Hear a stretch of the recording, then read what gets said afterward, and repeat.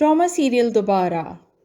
माहिर बिल आखिर मेहरू के एतमाद जीतने में कामयाब हो ही गया। क्या वो मेहरू के बिजनेस पर कब्जा करके फरार हो जाएगा? माहिर के अब्बा जान पर लगा इस बुढ़ापे में तीसरी शादी का इल्ज़ाम। अदीला बेगम उनको जिंदा बख्श देंगी? ये सब और बहुत कुछ जानने के लिए हमारे रिव्यू से बंधे रहिए। माहिर अपने कार्ड्स बहुत ही टेक्निक से खेला। उसने मेहरू की बातें सुन ली थी कि मेहरू उस पर भरोसा नहीं करती, लेकिन आफान से गोली खाने के बाद वो अब पूरी तरह मेहरू का एतमाद जीत चुका है। एक दफ़ा तो हम सबको भी यही लगा कि माहिर को मेहरू से मोहब्बत हो गई है, लेकिन आज के एपिसोड में वो अपने दोस्त को बताता है कि मोहब्बत तो मुझे सिर्फ नरमीन से ही है, मेहरू से बस दौलत चाहिए। दौलत मिल जाए तो मोहब्बत तो मिल ही जाती है।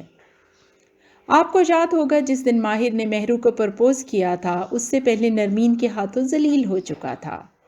इसीलिए उसने डिप्रेशन में मेहरू को फौरी प्रपोज किया और अब वो ये कहता है कि ये गोली भी उसने जानबूझकर खाई कि इसके बगैर वो कभी मेहरू का एतमाद नहीं जीत सकता था। मेहरू को मज़ीद फ्लैट करने के लिए वो पुलिस को बयान भी ऐसा देता है कि अफान का नाम तक नहीं आता। बेज़मीर बेचारा पूरी रात जागा इस भरोसे पे कि माहिर मर जाएगा और अफान जेल जाएगा।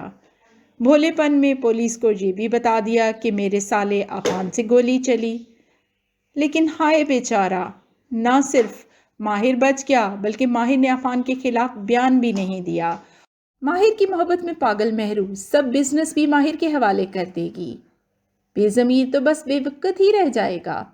वैसे इस एपिसोड में सहर और बेज़मीर को एक साथ देखकर लगा कि एक दूसरे के लिए ही बने हैं। मनाल और अफान तो खामखा दरमियान में आ गए। दोनों के ड्रेसेस भी ब्लैक थे, मकासद भी और सोच भी एक। वाह वाह, सहर की चमक चलो माँ, उफ, इतना शौक ड्रेसेस, इतना डार्क मेकअप। हमें तो शुरू से ही इस लेडी के बैकग्राउंड पे शक था, ऊपर से ग्लिटर लगा मोबाइल।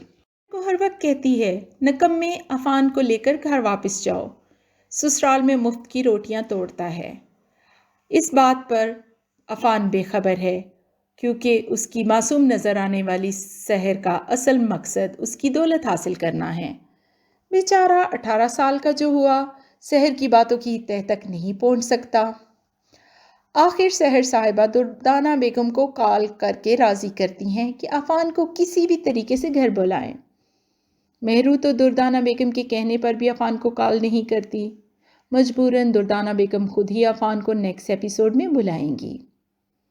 सहर, जिसको दुर्दाना बेगम एक दिन के लिए भी कबूल नहीं थी, फ़ौरन से मुसीबत के वक्त गधे को भी बाप बनाने वाले मुहावरे के मुताबिक दुर्दाना बेगम को कबूल कर लेती है।